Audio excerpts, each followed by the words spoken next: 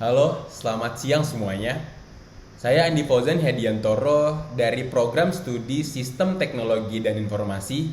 Hari ini saya akan mempresentasikan analis dan model bisnis dari salah satu startup edutech terbesar di Indonesia, yaitu Decoding. Kenapa saya pilih Decoding? Karena mereka berhasil memecahkan masalah yang sangat real saat ini, yaitu adalah kesenjangan skill di era digital ini. Mari kita lihat bagaimana mereka membangun bisnis yang sustainable dan profitable. Jadi, apa sih masalah yang coba diselesaikan Decoding? Kita tahu bahwa industri 4.0 berkembang sangat pesat. Tapi sayangnya skill gap-nya masih besar banget. Banyak lulusan yang skillnya tidak sesuai dengan kebutuhan industri. Belum lagi masalah kurikulum yang ketinggalan zaman dan kualitas pengajar yang tidak merata. Decoding hadir sebagai solusi. Mereka fokus pada pengembangan talenta digital dengan cara yang lebih praktis dan relevan dengan kebutuhan industri. Tujuannya jelas, menjembatani kesenjangan skill ini sambil membangun bisnis yang berkeberlanjutan. Target mereka sangat luas, mulai dari pelajar yang ingin upgrade skill, mahasiswa yang butuh portofolio, sampai profesional yang perlu reskilling. Bahkan korporasi yang butuh training karyawan. Nah, sekarang mari kita bahas apa yang ditawarkan Decoding. Mereka punya learning path yang sangat komprehensif. Mulai dari web development, mobile development, machine learning, cloud computing, sampai game development. Yang menarik, materinya tidak hanya teori saja, tapi ada latihan interaktif dan review project yang mendalam. Tapi yang bikin Decoding beda dari kompetitor lain apa sih? Pertama, kurikulum mereka benar-benar disesuaikan dengan standar industri. Mereka punya partnership dengan Google, AWS, dan perusahaan tech besar lainnya. Jadi sertifikat yang didapatkan benar-benar diakui di dunia kerja. Kedua, sistem review proyek mereka sangat profesional. Ada kode reviewer dan memberikan feedback detail untuk setiap proyek yang dikerjakan. Ini jarang sekali ada di platform lain.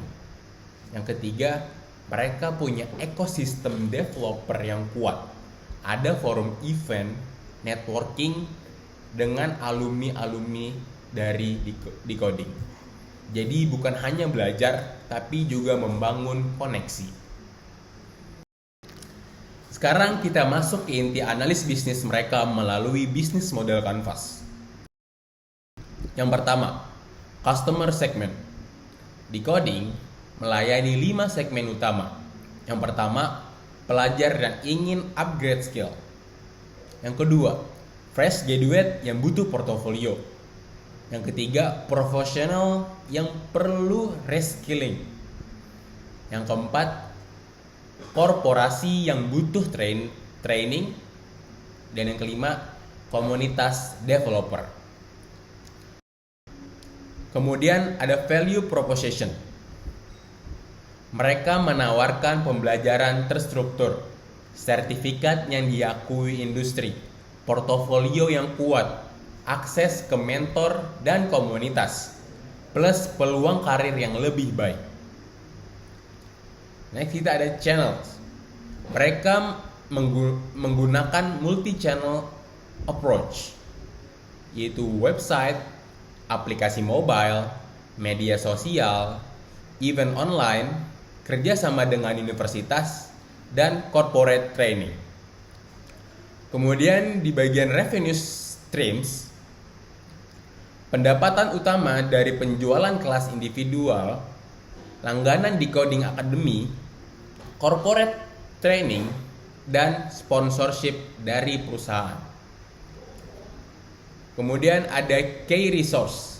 Aset utama mereka adalah kurikulum berkualitas, platform LMS yang robust, tim developer dan kurikulum yang expert, kemudian mentor dan code reviewer, brand yang kuat, dan database pengguna yang besar.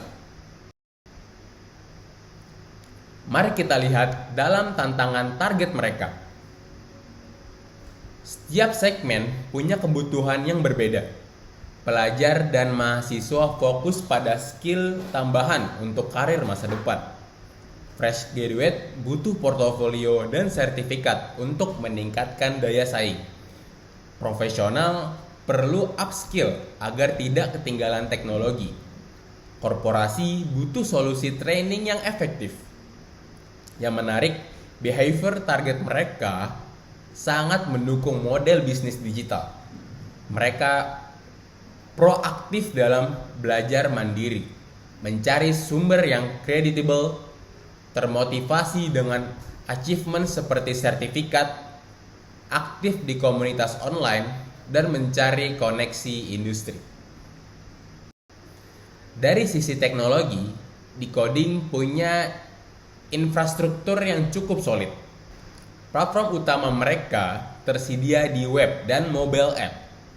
Backend mereka harus kuat untuk menangani data pengguna, materi pembelajaran, tracking progress, dan transaksi. Mereka juga memanfaatkan cloud computing untuk hosting, penyimpanan data, dan CDN untuk performa yang optimal. Yang menarik, mereka juga mengintegrasikan berbagai API, payment gateway, media sosial, dan platform sertifikasi global. Plus ada tools pendukung seperti LMS, sistem penilaian otomatis, analytics, dan CRM. Kalau kita lihat dari customer journey mereka, prosesnya cukup streamlined. Dimulai dari user mengakses platform, registrasi atau login, browsing kelas yang tersedia, memilih kelas yang diminati, melakukan pembayaran, verifikasi otomatis, aktivasi kelas, dan mulai belajar. Prosesnya dibuat sederhana mungkin untuk mengurangi friction. Sekarang kita bahas aspek finansial mereka. Decoding punya diversifikasi revenue stream yang bagus. Selain penjualan kelas individual, mereka juga punya model subscription dengan Decoding Academy, corporate training yang marginnya tinggi, dan sponsorship. Dari sisi cost structure, komponen terbesar adalah gaji tim, infrastruktur cloud marketing, lisensi software, dan operasional kantor. Tidak ada bisnis tanpa resiko, dan Decoding juga menghadapi beberapa challenge. Resiko utama adalah relevansi kurikulum yang bisa cepat usang karena teknologi berkembang dengan pesat. Solusinya dengan continuous update kurikulum dan partnership dengan industri leader. Resiko lain adalah retensi peserta didik. Kompetisi yang makin ketat, kualitas mentor yang harus dijaga, dan keamanan data. Mereka mengatasi ini dengan gamifikasi, inovasi produk berkeberlanjutan, sistem seleksi mentor yang ketat, dan investasi pada cyber security. Jadi, apa kesimpulan dari analis ini? Decoding memiliki fondasi bisnis yang sangat kuat di industri edutech Indonesia. Mereka berhasil membangun competitive advantage melalui kurikulum yang relevan, sistem review yang unik, dan komunitas yang aktif. Revenue model mereka cukup diversified untuk kedepannya. Saya rekomendasikan kepada hal ini: implementasi AI untuk personalisasi. Setiap learner punya learning path yang disesuaikan dengan kemampuan dan tujuan mereka. Kemudian kedua, ada gamifikasi yang lebih mendalam, membuat pembelajaran jadi lebih engineering dan adiktif.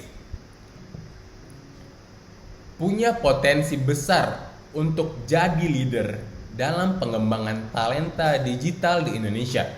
Model bisnis mereka scalable dan sustainable untuk jangka panjang. Jadi mungkin cukup sekian dari presentasi saya kali ini. Terima kasih.